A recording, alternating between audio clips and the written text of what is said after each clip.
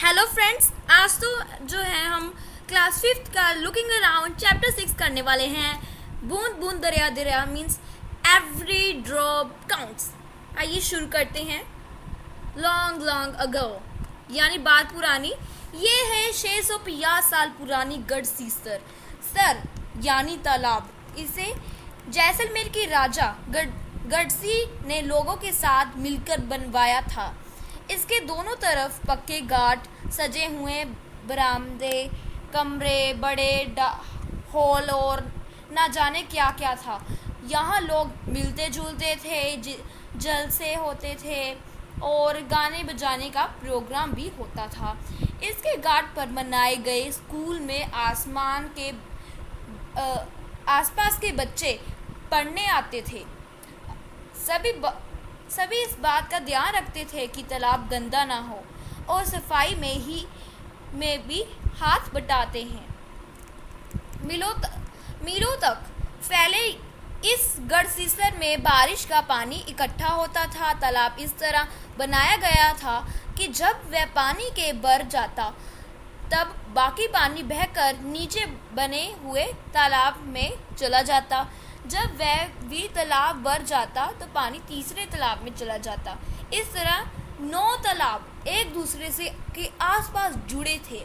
पूरे साल पानी की कोई परेशानी नहीं होती थी। पर आज गढ़सीसर जैसे उजड़ सा गया है। 9 तालाबों के रास्तों में मकान और कॉलोनियां बन गई हैं। यहाँ इकट्ठे होने वाला पानी अब तालाब की तरफ ना जाकर बेकार बह जाता है। तो यहाँ पर आप साइड पे देख सकते हैं पवन गुप्ता। ये पवन गुप्ता की पिक्चर है। आगे बढ़ते हैं। अल बिरूनी की नज़र से 1000 से भी ज़्यादा साल पहले एक यात्री भारत आया। इनका नाम था अल बिरूनी। अल बिरूनी जिस देश से आए थे उसे आजकल उज्बेकिस्तान कहते हैं। अल विसुनी ने बहुत ही बारीकी से चीज़ों और जगहों को देखा और उन्हें बारे में लिखा। खासकर तो वह जो उन्हें अपने देश से अलग लगी। चलो देखें कि अल बिरूनी उस समय के तालाबों के बारे में क्या लिखते हैं। तो ये देखिए क्या लिखा है उन्होंने। यहाँ के लोग तालाब बनाने में तो माहिर हैं। अगर हमारे देश के लोग इन्हें देखेंगे तो हैरान रह जाएंगे। बहुत बड़े बड़े भारी पत्थरों को लोहे के कुड्डों और सारियों से जोड़कर तालाब के चारों तरफ चबूते बनाए जाते हैं। इन चबूतरों के बीच में ऊपर से नीचे जाती हुई सीढ़ियों की लंबी कतारों होती हैं। लोगों के उतरने चढ़ने के रास्ते अलग अलग होते हैं। यहाँ कभी भीड़ लगने से परेशानी नहीं होती। आज इंसान पढ़ने वाले लोगों को अल बिरूनी की किताबों से उस जमाने के बारे में बहुत कुछ पता चलता है। ये डाक टिकट 1973 में छपी थी जब उन्होंने जन्म के 1000 साल पूरे हुए थे। तो ये देखिए अल बिरूनी ने क्या लिखा था, बहुत अच्छा लिखा है। आगे बढ़ते हैं। बूंद बूंद की कीमत की क्या है प्राइस हर ड्रॉप की। राजस्थान में जैसलमेर के अलावा बहुत से इलाके ऐसे हैं जहां साल में बहुत ही कम दिन बारिश होती है। यहाँ की नदियाँ में भी साल में कई महीने पानी नहीं रहता। सोचो ऐसे में भी यहाँ के ज़्यादातर गांवों में पानी की कमी क्यों नहीं थी। लोग बारिश की हर बूंद की कीमत जानते थे। पानी को इकट्ठा करने के लिए तालाब और जोहड़ बनाए जाते थे। ये एक सांझी सबकी ज़रूरत थी। इसलिए इंतज़ाम में भी सभी जुड़ने चाहे, व्यापारी हो या मजदूर। तालाब में से कुछ पानी ज़मीन सोख लेती थी और इस तरह ज़मीन से आसपास के कुओं और बावड़ी में भी पानी पहुंच जाता था। आसपास की ज़मीन भी नम और उपजाऊ हो जाती। घर में भी बारिश का पानी इकट्ठा करने का इंतज़ाम होता था। सामने दिए गए निशान लगाओ कि छत पर बरसने वाली पानी ज़मीन के नीचे बने टैंक में कैसे पहुंचेगी। तो मैं आपको निशान बनाकर दिखा देता हूँ। आप यहाँ पर जो देख पा रहे हैं ये चीज़, ये एक पूरी जगह है इस जहाँ पर पानी कलेक्ट होता है। कलेक्ट हो जाने के बाद यहाँ से पानी जाता है और नीचे जो इन्होंने बनाया गया है कि यहाँ पर जो स्टोरेज सिस्टम है इसमें स्टोर होता है। तो यहाँ पर आप निशान डाल दीजिए। आगे बढ़ते हैं। तुमने क्या सभी बावड़ी देखी है? तो यहाँ पर आप देख सकते हैं बावड़ी। इस चित्र को देखकर क्या तुम अंदाज़ा लगा पा रहे हो कि ये सीढ़ियाँ ज़मीन के नीचे कई मंजिल तक जा रही हैं। पानी ऊपर से खींचने का बजाय लोग खुद पानी तक पहुंच सकते थे। इसलिए कुछ लोग इसे सीढ़ीदार कुआं भी कहते हैं। बिकॉज आप देख सकते हैं कितनी ज़्यादा सीढ़ियाँ हैं। अगर ये पानी ऊपर तक बढ़ जाए तो ईजी होगा, बट अगर पानी अब देख सकते हैं कितना नीचे है तो कितनी सारी सीढ़ियाँ पार करनी पड़ेगी। पर सीढ़ियाँ पार करेंगे ही, क्योंकि पानी के लिए तो कुछ भी कर सकते हैं। पुराने ज़माने में लोग काफिले बनाकर लंबे सफ़र करते थे। अक्सर लोगों का सामना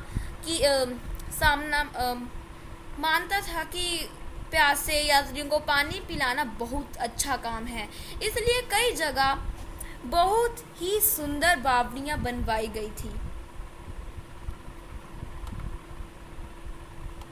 तो अब आप यहाँ पर 53 पेज में देख सकते हैं कि यहाँ पर लिखा हुआ है कि ज़मीन पानी कैसे सोखती है। मिट्टी में जब छोटे छोटे कण होते हैं उसमें थोड़ी सी स्पेसेस होती हैं जिससे पानी नीचे जाता है, जिसको हम कहते हैं कि पानी मिट्टी ने पानी सोख लिया है। अगला क्वेश्चन है, कुआं या बावड़ी में पानी कैसे पहुंच पाता है? चर्चा करें। तो ये इजी है। जब बारिश होती है तो पानी जो है डायरेक्टली यहाँ पर आ जाता है, जिससे लोगों को मदद मिलती है। आगे बढ़ते हैं। पानी से जुड़े रिवाज कि कौन कौन से रिवाज है जो पानी से जुड़े हुए हैं। आज भी कहीं कहीं कोई 100 साल पुराने पानी के स्रोत है, जैसे बावड़ी, तालाब, नोदा, दारा आदि, जिससे लोग की पानी की ज़रूरत पूरी होती है।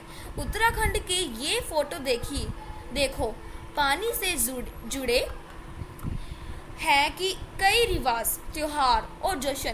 कई जगह तो आज भी बारिश से तालाब भरने की खुशी में आसपास मेले का माहौल हो जाता है। ये उत्तराखंड की एक दुल्हन है जो ब्याह के बाद नए गांव में आई है। वह झरने या तालाब पर जाकर सिर झुकाती है। आज शहरों में इस रिवाज का एक मज़ेदार रूप दिखता है।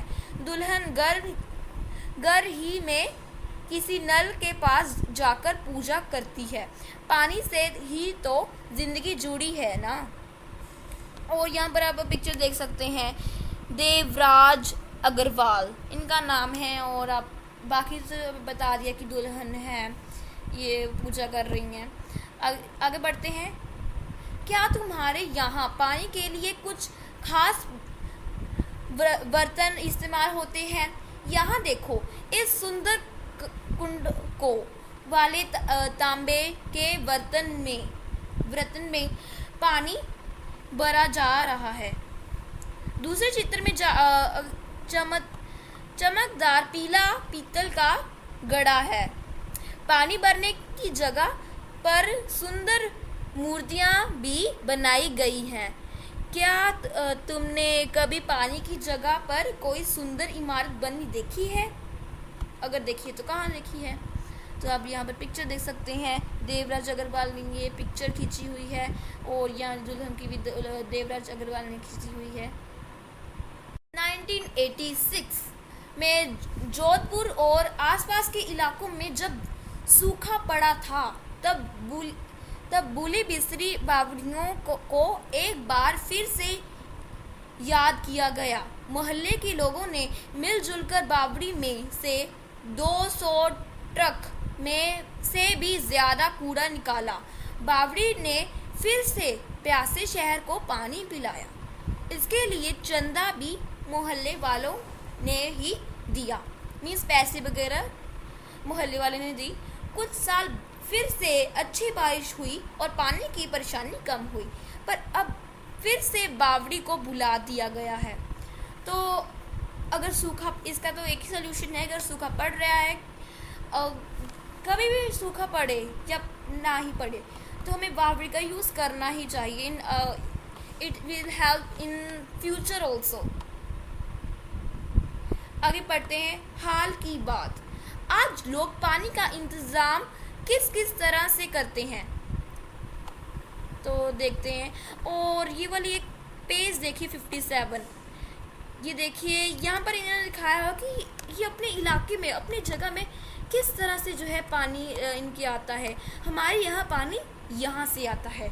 ये आप सारी पिक्चर्स देखते हैं, कोई कहता है कि मेरे घर में टैप से आता है, कोई कहता है मेरे नल से आता है, कोई कहता है कि मोटर से आता है, कोई कहते हैं कि हम गड्ढे से पानी भरकर अपने घर लेके जाते हैं। तो ये डिफरेंट सोर्सेज से कि उनके घर में कैसे पानी आता है।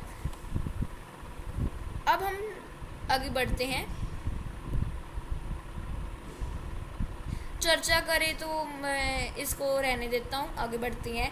ये मुमकिन है, आज कई स्थानों पानी के इंतज़ाम में लगी है। वे लोग बुज़ुर्गों से मिलकर ये जानने की कोशिश करते हैं कि उनके ज़माने में पानी का इंतज़ाम किस तरह का था। वे पुराने तालाबों की मरम्मत करते हैं और नए तालाब भी बनाते हैं। चलो देखें कि तरुण भारत संघ नाम के एक संस्था ने दड़की माई की मदद कैसे की। तो आइए ये देखिए, इस बॉक्स पे पढ़ते हैं। ये है दड़की माई, राजस्थान के अलवर जिले के एक गांव में रहती हैं। इस गांव की औरतें का पूरा समय घर में कामों और जानवरों की देखभाल में चला जाता है। कभी कभी तो जानवरों के लिए कुओं से पानी खींचने में पूरी रात लग जाती थी। जब गर्मियों में कुएं भी सूख जाते तो गांव छोड़ना पड़ता।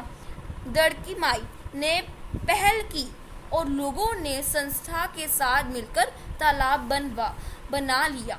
जानवरों के चारे पानी की परेशानी कम हुई और ज़्यादा दूध मिलने लगा।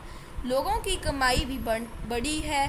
वे लोग अब दूध का मावा बनाकर भी बेचते हैं। 4 गांव की कथा किताब से, ये एक किताब है जिससे ये ली गया है, 4 गांव की कथा। तो यहाँ पर हमारा यही चैप्टर ख़त्म हो जाता है। और दिस ऑल अबाउट वाटर, की जिस जगह में पानी कम है उसमें जो है ये बना हुआ है different sources of water. In this chapter we learn different sources of water, shortage of water, कितनी ज़्यादा कमी है पानी की। और से if you like this video, click on like button, and for more updates on these videos, click on subscribe button now. If you like this video, click on like button. And for more updates on videos, click on subscribe button.